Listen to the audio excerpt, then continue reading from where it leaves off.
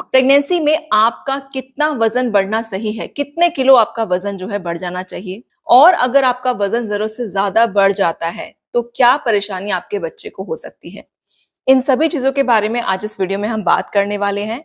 तो चलिए video start करते हैं। एक्चुअली में देखिए 4 कैटेगरीज होती हैं।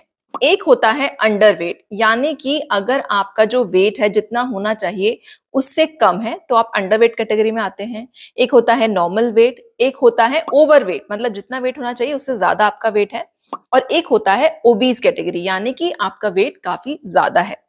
तो इसके अकॉर्डिंग आपका वेट कितना बढ़ना चाहिए पूरी प्रेगनेंसी में, पूरे 9 महीनों में, इसके बारे में इस वीडियो में हम बात करें। तो देखिए फ्रेंड्स, जैसे ही आप प्रेग्नेंट होते हैं और उस टाइम पर जो आपका वेट होता है ना, उसके अकॉर्डिंग डॉक्टर्स आपको सजेस्ट करते हैं कि आपका इतने से इतना किलो वेट गेन जो है वो एक हेल्दी वेट गेन होगा। अगर आप अंडरवेट कैटेगरी में है, यानी कि आपका वजन जितना होना चाहिए उससे कम है, तो आप पूरी प्रेगनेंसी में 12 किलो से 18 किलो तक वेट गेन कर सकते हैं। ये एक हेल्दी वेट गेन आपके लिए होगा।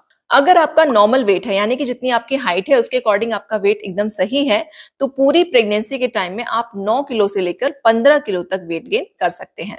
अगर आप ओवर वेट कैटेगरी में है, यानी कि जितना आपका वजन होना चाहिए उससे ज्यादा ही आपका वेट है, तो आप पूरी प्रेगनेंसी में 6 किलो से लेकर 12 किलो तक वेट गेन कर सकते हैं। इसके अलावा फिर आती है ओबीज कैटेगरी, यानी कि आपको थोड़ा सा मोटापा है, तो ऐसे केस में आपको पूरी प्रेगनेंसी में 6 किलो से लेकर 9 किलो तक वेट गेन करना चाहिए।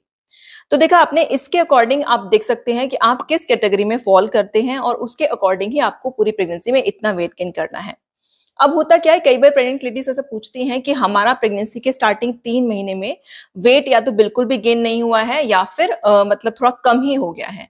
तो ऐसा इसलिए होता है क्योंकि प्रेगनेंसी के स्टार्टिंग 3 मंथ्स में आपको नॉजिया वॉमिटिंग हो रही होती है, मॉर्निंग सिकनेस हो रही होती है, खाने का बिल्कुल मन नहीं कर रहा होता है। तो ऐसे केस में आपको ज्यादा परेशान होने की जरूरत नहीं है। अगर आपका वेट सेम रहता है या थोड़ा कम भी हो जाता है तो डोंट वरी। आगे जब सेकंड ट्राइमेस्टर स्टार्ट होगा, यानी 4th मंथ लगेगा, फिर आपको थोड़ा थोड़ा भूख लगना स्टार्ट होगा, और ऐसे में फिर आपका वेट गेन शुरू हो जाएगा। तो पूरी प्रेगनेंसी में जो आपका वेट बढ़ता है ना, वो बहुत सारी चीजों की वजह से बढ़ता है। एक तो बच्चे का वेट होता है, मान लीजिए 3 किलो के आसपास तक तो बच्चे का वेट गेन होता है। इसके अलावा प्लेसेंटा का वेट होता है। इसके अलावा जो बच्चे के आसपास एमनियोटिक फ्लूइड है उसका वेट होता है। आपकी बॉडी में फैट स्टोर हो रहा है उसका वेट होता है। जो यूट्रस है, यूट्रस का साइज धीरे धीरे करके बढ़ रहा है, उसकी वजह से भी वेट बढ़ता है। और साथ ही साथ जो आपके ब्रेस्ट एनलार्जमेंट हो रहे हैं और बॉडी में जो नए नए चेंजेस हो रहे हैं, आपका जो ब्लड है उसका अमाउंट बढ़ रहा है, तो इसकी वजह से ना काफी वेट गेन आपका हो जाता है। तो जैसे ही आपकी डिलीवरी होती है और जैसे मान लीजिए एमनियोटिक फ्लूइड बाहर निकल गया, बच्चा बाहर आ गया, तो ऐसे में काफी वेट लॉस आपका हो जाता है। तो ये सोचकर परेशान मत होइए कि हमने इतना ज्यादा पुट ऑन कर लिया, इतना वेट गेन कर लिया है और आगे जाके ये वेट कम नहीं होने वाला है। धीरे धीरे करके ये वेट आराम से कम हो जाता है। 2 मिथ्स हैं जिसके बारे में बात करना चाहूंगी। आपको ऐसा बिल्कुल नहीं सोचना है कि प्रेगनेंसी टाइम में आपको डबल खाना खाना है, मतलब बच्चे के लिए भी खाना खाना और अपने लिए भी। ऐसा नहीं होता है। आपको अपनी प्रेगनेंसी में जितना पहले खाते थे उससे बस 400 से 500 कैलोरीज एक्स्ट्रा लेनी है।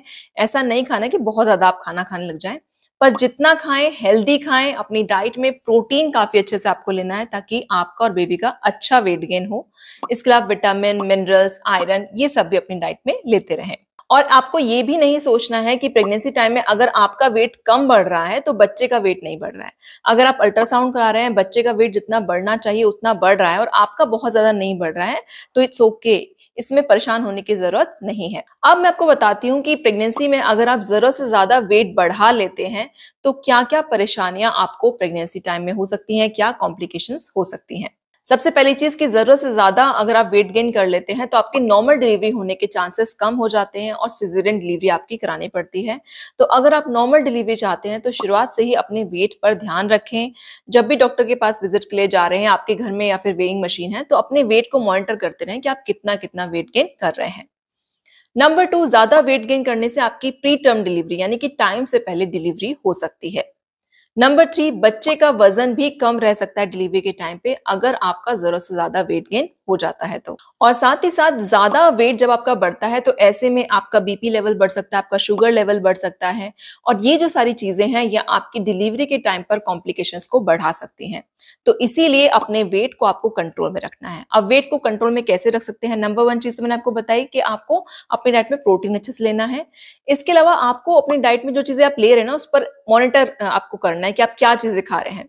अगर आप ज़्यादा जंक फूड खाते हैं, ऑयली फूड खाते हैं, ये जो सारी चीज़ें खाते हैं, पैक्ड फूड खाते हैं, इससे आपका वेट गेन तो होगा, पर वो एक हेल्दी वेट गेन नहीं होगा।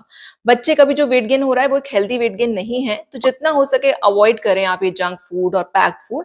घर में बनी हुई चीज़ें आपको खानी है, मीठा खाने का मन करता है, घर में बनी हुई चीज़ें खाइए और इसके अलावा फ्रूट जूसेस की जगह आपको फ्रूट खाने चाहिए। और आपका हेल्दी वेट गेन हो इसलिए आपका एक्टिव रहना भी ज़रूरी है। तो थोड़ा एक्टिव रहें, डेली कम से कम 40 मिनट्स आपको वॉक ज़रूर करना चाहिए या फिर जो प्रेगनेंसी वाली एक्सरसाइज होती है वो आप करते रहें। आई होप आपके लिए वीडियो हेल्पफुल रहा होगा। वीडियो पसंद आया हो तो मुझे कमेंट बॉक्स में ज़रूर लिखिएगा। कोई और सवाल है तो वो भी आप हमसे पूछ सकते हैं। मिलते हैं नेक्स्ट वीडियो में। Thank you for watching.